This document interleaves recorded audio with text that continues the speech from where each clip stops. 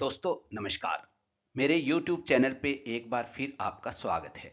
मैं doctor Pawar I am a psychiatrist. दोस्तों, दिमाग की बीमारियां आखिर बायोलॉजिकल कारण क्या हो सकते हैं, तो आज यही हम टॉपिक पे बात करेंगे और मैं आपको साधारण से साधारण भाषा में बताऊंगा कि मानसिक बीमारियां जो है वो किस तरह से हमारे बायोलॉजिकल मेकअप को प्रभावित करती है या बायोलॉजिकल मेकअप हमारे मानसिक बीमारियों का कारण बनता है। तो ये सारी बातें हम करेंगे।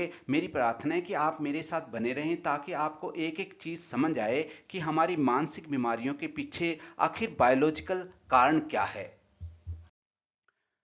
बहुत लोग मानते हैं कि मानसिक बीमारियां सिर्फ सोच या कमजोर मन की वजह से होती है, लेकिन सच्चाई यह है कि इनके पीछे बहुत मजबूत बायोलॉजिकल और साइंटिफिक कारण होते हैं। दोस्तों, आज आसान भाषा में मैं समझाने की पूरी कोशिश करूंगा कि हमारे दिमाग में ऐसा क्या होता है जिससे कि डिप्रेशन हो जाती है, जिससे कि एंजाइटी हो जाती है, ओसीडी हो जाती है, स्किज़ोफ्रेनिया जैसी बीमारियां पैदा हो जाती है। तो ये सारी बातें मैं आपको बताऊंगा। तो सबसे पहले हम एक नंबर पे चलते हैं जो कि सबसे ज्यादा इसका रीजन होता है मानसिक बीमारियों। दोस्तों, सबसे पहले जो कारण है और मुख्य कारण है वो है न्यूरोट्रांसमीटर का इम्बैलेंस हो जाना। हमारे दिमाग में कुछ खास केमिकल होते हैं जिन्हें हम न्यूरोट्रांसमीटर कहते हैं, जैसे कि सीरोटोनिन है। ये एक ऐसा न्यूरोट्रांसमीटर होता है जो हमारे मूड को कंट्रोल करता है। फिर डोपामिन आता है जो कि हमारी खुशियों को और हमारे को मोटिवेट करते रहता है। और फिर नोर एपिनेफ्रिन होता है दोस्तों, जो हमारे स्ट्रेस रिस्पॉन्स से जुड़ा होता है।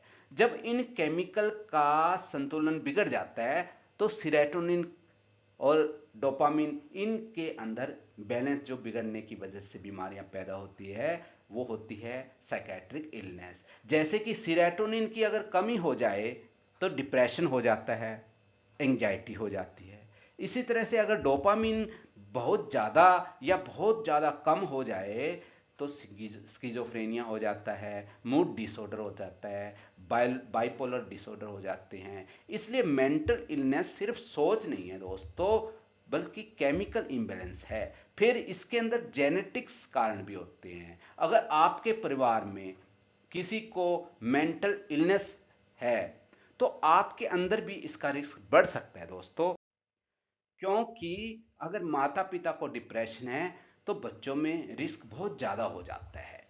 बाइपोलर डिसऑर्डर और स्किज़ोफ्रेनिया में जेनेटिक लिंक बहुत स्ट्रॉन्ग होता है। लगभग 80% चांस हो सकते हैं कि जो स्किज़ोफ्रेनिया माता पिता में है वो बच्चे में आ सकता है, जो बाइपोलर डिसऑर्डर माता पिता में है वो बच्चों में आ सकता है। इसका मतलब ये नहीं कि बीमारी जरूरी होगी, लेकिन बायोलॉजिकल टेंडेंसी जरूर होती है, प्रेडिस्पोजिंग फैक्टर जरूर होता है।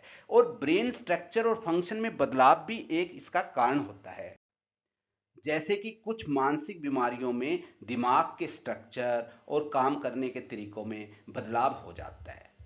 उदाहरण के लिए डिप्रेशन में हिप्पोकैम्पस नाम का एक ब्रेन का हिस्सा होता है, छोटा होता है, जो कि बहुत छोटा हो सकता है। यानी कि अगर उसका साइज कम हो जाए तो डिप्रेशन हो सकता है। और इसी तरह स्किज़ोफ्रेनिया में ब्रेन कनेक्टिविटी डिस्टर्ब हो जाती है दोस्तों। और एंजाइटी में अमाइगडाला ओवर एक्टिव हो जाते हैं। यानी दिमाग के अलग अलग हिस्से ओवर एक्टिव या अंडर एक्टिव जब हो जाते हैं तो ये साइकेट्रिक इलनेस का बायोलॉजिकल कारण बन जाती हैं। दोस्तों, फिर कुछ हार्मोन्स होते हैं।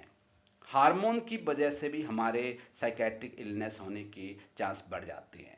जैसे थायराइड की इम्बैलेंस है जो है, थायराइड हार्मोन बहुत ज़रूरी है। अगर ये बहुत ज़्यादा डिस्टर्ब हो जाए या बहुत ज़्यादा हो जाए या बहुत ही कम हो जाए तो मूड स्विंग होने लग जाता है, डिप्रेशन होने लग जाती है। इसी तरह एक हार्मोन है कोर्टिसोल, ये स्ट्रेस हार्मोन होता है। अगर बहुत ज़्यादा इसका लेवल शरीर में बढ़ जाए तो एंजाइटी पैदा हो जाती है, पैनिक अटैक आने लग जाते हैं। इसी तरह प्रेगनेंसी या मेनोपॉज में हार्मोनल चेंज हो जाते हैं जब, तो इमोशनल डिस्टरबेंस आ जाती है स्त्री के अंदर। इसलिए कई बार मेंटल इलनेस के पीछे हार्मोनल कारण छिपे होते हैं दोस्तों। और फिर कुछ इन्फेक्शन या ब्रेन इंजरी भी अगर हो जाए तो भी साइकेट्रिक इलनेस पैदा हो सकती है। अगर दिमाग को चोट लगे या कोई इन्फेक्शन हो जाए तो उसका सीधा असर जो है मानसिक स्वास्थ्य पर पड़ सकता है दोस्तों।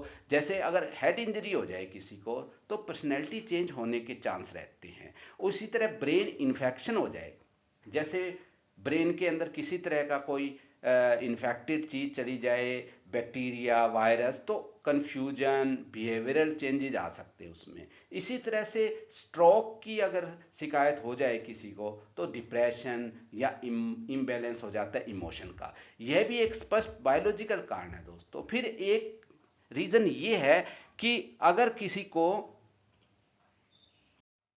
बहुत ज्यादा नशा करने की आदत पड़ जाए, जैसे जिसको सब्सटेंस एब्यूज भी कहते हैं, जैसे अल्कोहल है या हीरोइन है, कोकेन है, गांजा है, अफीम है, या कुछ गलत दवाइयों का मिसयूज दिमाग के केमिकल को बिगाड़ देता है दोस्तों। इससे क्या होगा, एंजाइटी डिसऑर्डर आ सकते हैं, डिप्रेसिव डिसऑर्डर आ सकते हैं, साइकोसिस आ सकती है। इसलिए नशा कई मेंटल इलनेस को ट्रिगर कर सकता है। और फिर क्रोनिक स्ट्रेस का बायोलॉजी पर असर होता है। लंबे समय तक अगर दिमाग पर स्ट्रेस रहे तो दिमाग में परमानेंट चेंजेस हो सकते हैं। कोर्टिसोल हार्मोन लगातार बढ़ सकता है, ब्रेन सेल डैमेज हो सकते हैं, मेमोरी और मूड पर असर पड़ सकता है। तो दोस्तों मैं इतना ही कहना चाहूँगा कि दिमाग की जो बीमारियां हैं केवल सोच या कमजोरी नहीं है दोस्तों, बल्कि इनके पीछे मजबूत बायोलॉजिकल कारण होते हैं।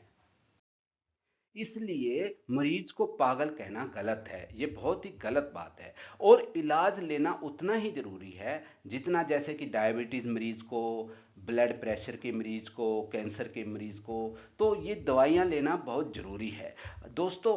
अगर किसी को भी लगातार उदासी है, बेवजह डर लग रहा है, गुस्सा है, या व्यवहार में बदलाव आ गया है, या रियलिटी से डिस्कनेक्ट हो गया है, तो इसे इग्नोर ना करें दोस्तों, इसे साइकेट्रिस्ट को जरूर दिखाए। यह दिमाग की बीमारी का संकेत हो सकते हैं दोस्तों। समय पर पहचान और इलाज ही सबसे बड़ा उपाय है दोस्तों। आज इतना ही, मैंने साधारण भाषा में समझाने की कोशिश की। आपको यदि पसंद आया तो लाइक करें, सब्सक्राइब करें और दोस्तों के साथ शेयर करें। थैंक यू दोस्तों।